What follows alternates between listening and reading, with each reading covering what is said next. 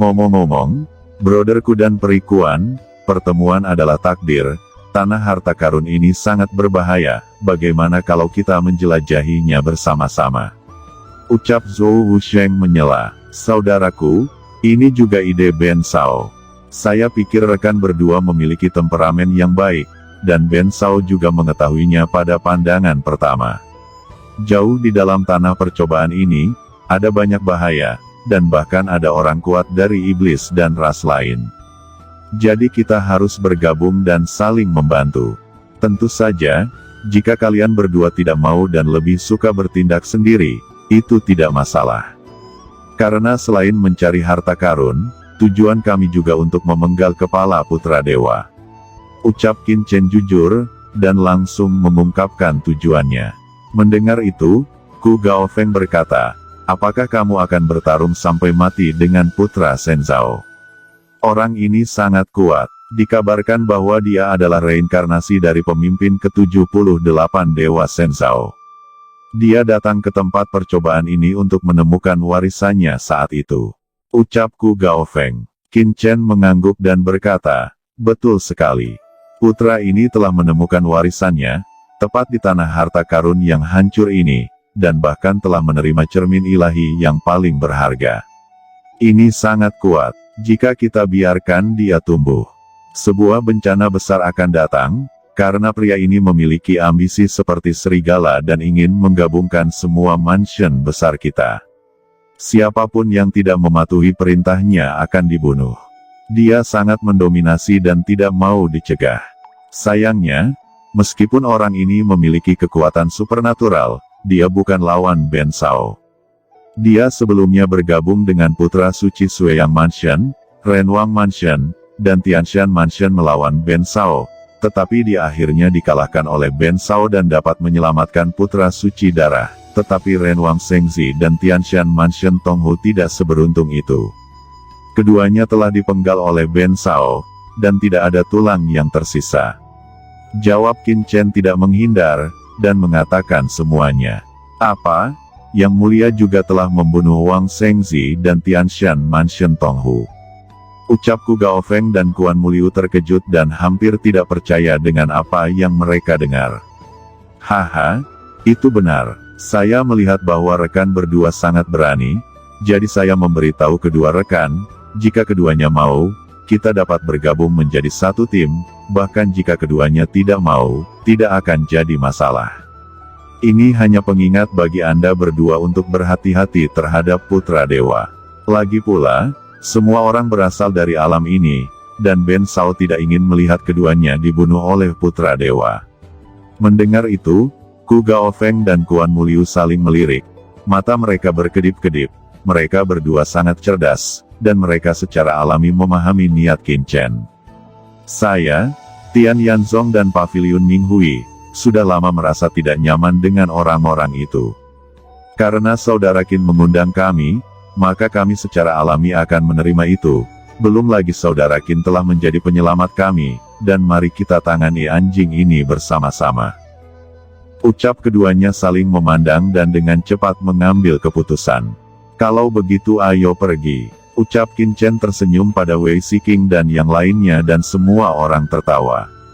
Semua orang berangkat lagi, sinar cahaya terhubung menjadi satu bagian, dan mereka menuju kedalaman.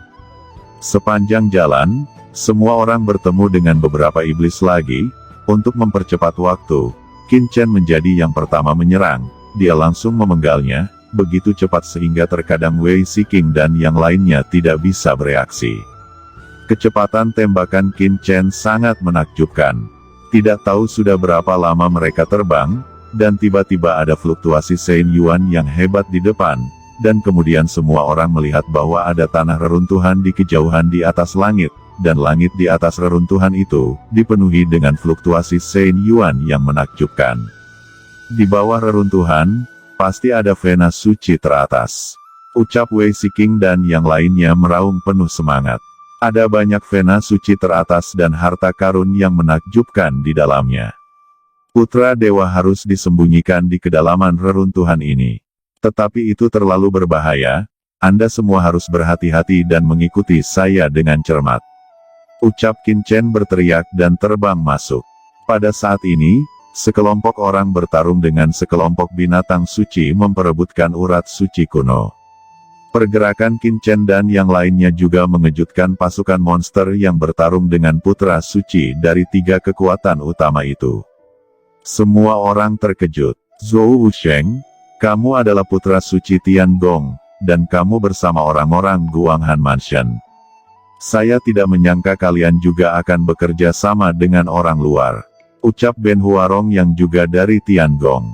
Zhou Wusheng berkata, Ben Huarong, Zhao Lianghan dan Qi Wenmin, kami akan memenggal kepala putra dewa. Apakah kalian ingin bergabung dan biarkan kami yang akan membereskan monster ini? Ucap Zhou Wusheng. Mendengar ini, Ben Huarong dan lainnya tiba-tiba menunjukkan ekspresi mengejek dan berkata, kalian terlalu banyak berpikir. Putra dewa adalah reinkarnasi dari 78 pemimpin dewa. Sekarang dia telah mendapatkan warisannya sendiri dan telah menembus ranah hegemoni. Zhou Wusheng, jangan salahkan aku karena tidak mengingatkanmu. Kamu mencari putra dewa hanya akan mencari kematian. Pergilah, kami juga tidak membutuhkan bantuanmu di sini. Ucap mereka berkata dengan jijik, dan memandang rendah kelompok Zhou Wusheng. Hati Zhou Wusheng melonjak dan dia buru-buru berkata, Saudara Qin, bagaimanapun juga, pihak lain adalah putra suci Tiangong kita. Mari kita berhenti berkelahi, agar tidak menimbulkan masalah yang tidak perlu setelah keluar. Pasti ada lebih dari satu Venasein surgawi peringkat tinggi di sini. Bagaimana menurutmu? Ucap Zhou Wusheng. Qin Chen merenung sejenak, sebelum membuat keputusan. Suara acuh tak acuh Ben Huarong datang dari kejauhan. Zhou Wusheng, kamu bisa pergi, tetapi kamu memiliki seorang putra suci bernama Qin Chen, biarkan dia tetap tinggal. Saya mendengar bahwa pemuda ini baru saja bergabung dengan Guanghan Futian. Orang ini benar-benar sombong. Kali ini, biarkan saya memberinya pelajaran. Ucap Ben Huarong memandang Qin Chen dengan acuh tak acuh. Di sampingnya, ada juga Xiang Wudi yang mengatakan sesuatu secara diam-diam, seolah-olah dia sedang membuat rencana, matanya membenci dan dengan dingin menatap Qin Chen.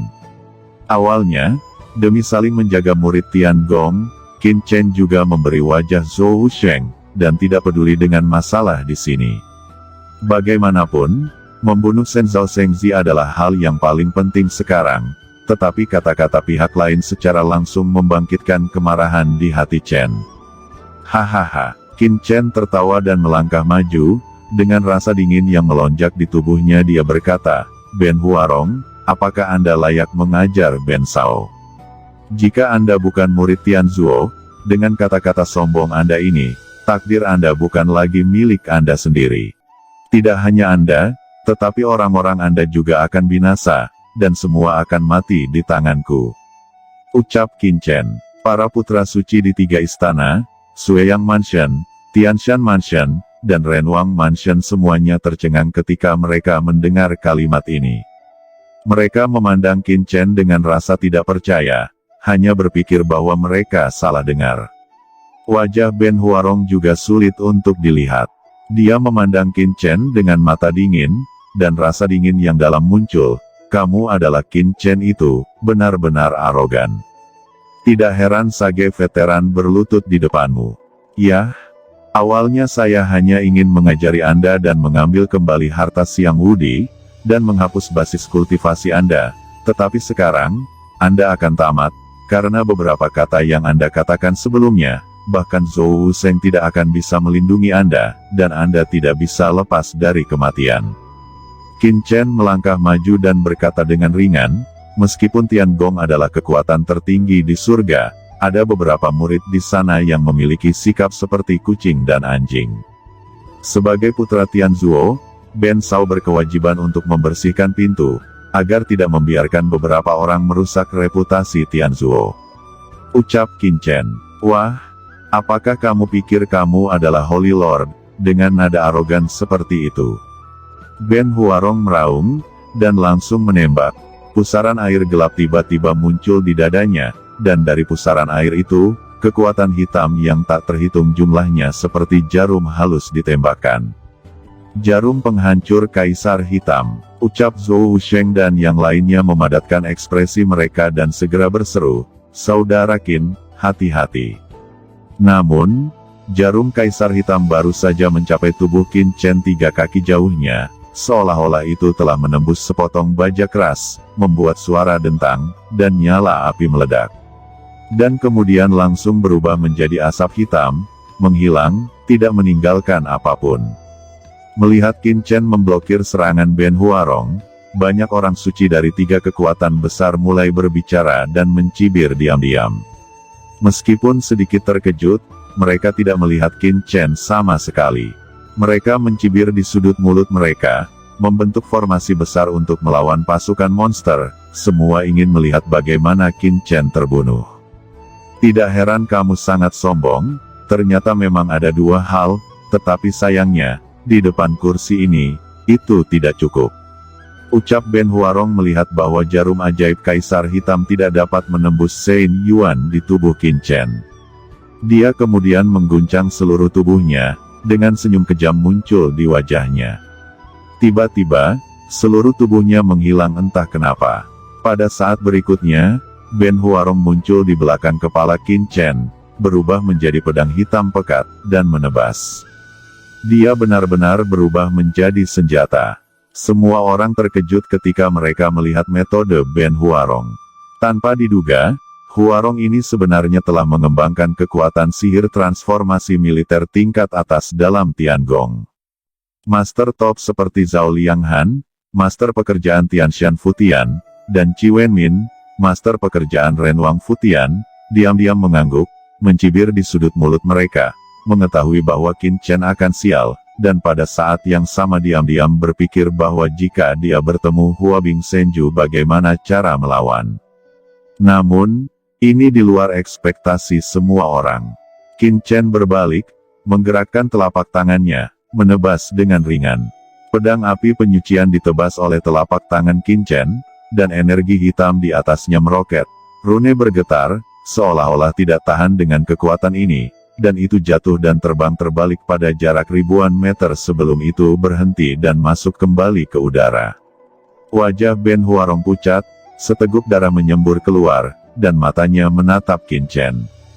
Emosi yang luar biasa sangat termanifestasi dalam pupilnya, tetapi saat berikutnya, emosi yang luar biasa itu berubah menjadi kebencian dan balas dendam. Dia berkata, "Nak, kamu membuatku marah. Selanjutnya, ini benar-benar hanya ada jalan buntu, tidak hanya Anda, tetapi juga Anda semua akan dibunuh." Tubuhnya bergetar, dan tiba-tiba dia berubah menjadi tombak ajaib, dan menusuk ke Qin Chen. Tapi Qin Chen tetap tidak bergerak. Di kedalaman telapak tangannya, gelombang kehancuran meledak darinya, membentuk serangkaian aura pedang.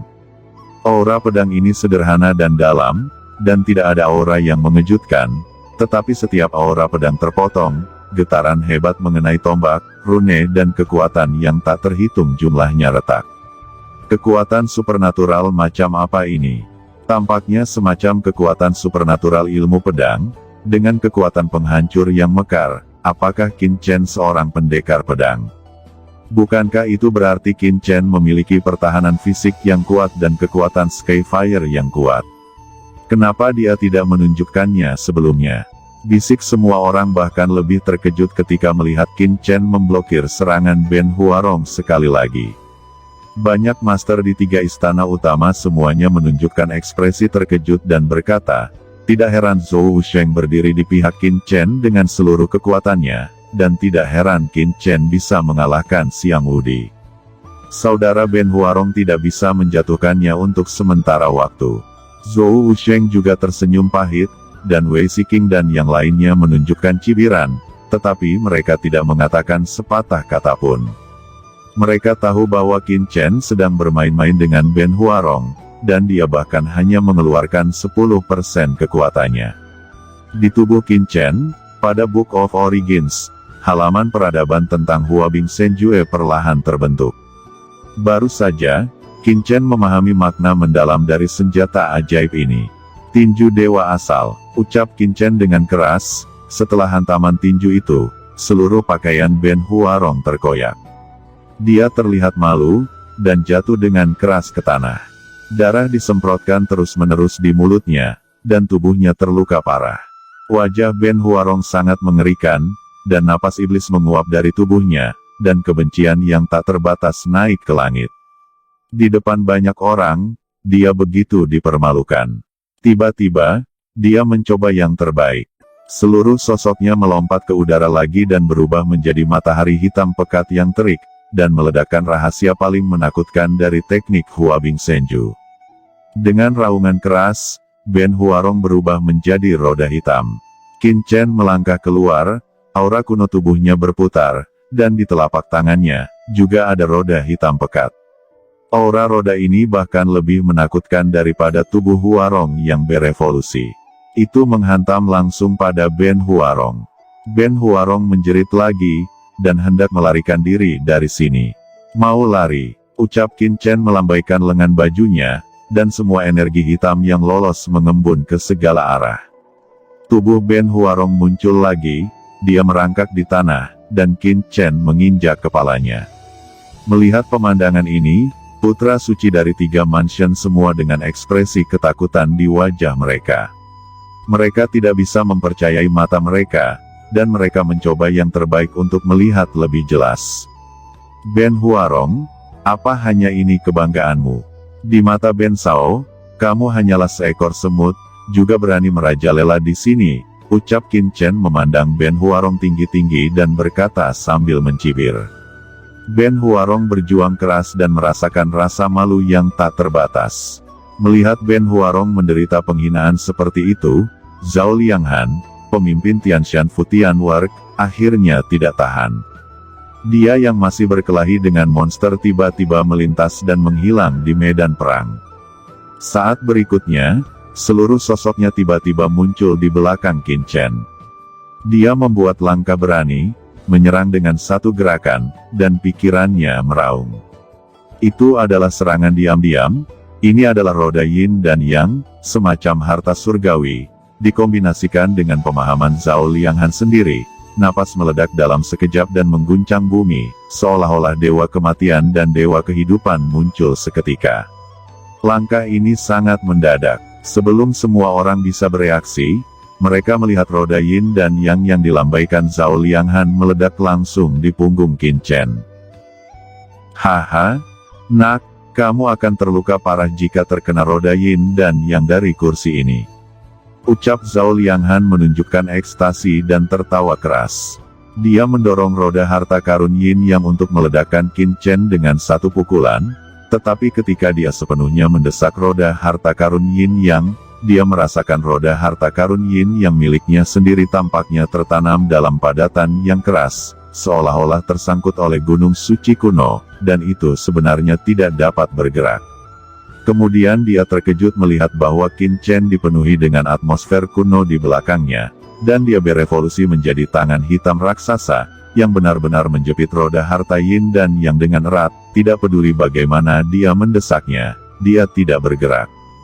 Bagaimana ini mungkin?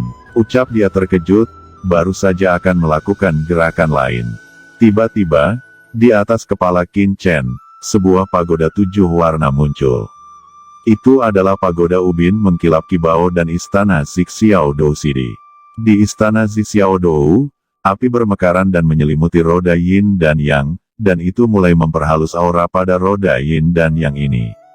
Di pagoda kaca 7 harta karun, sekelompok sinar matahari yang intens meledak secara langsung, memancarkan nyala api yang besar. Nyala api ini, seperti bunga api yang tak terhitung jumlahnya jatuh, berubah menjadi lautan api, dan menghantam tubuh Zhao Lianghan.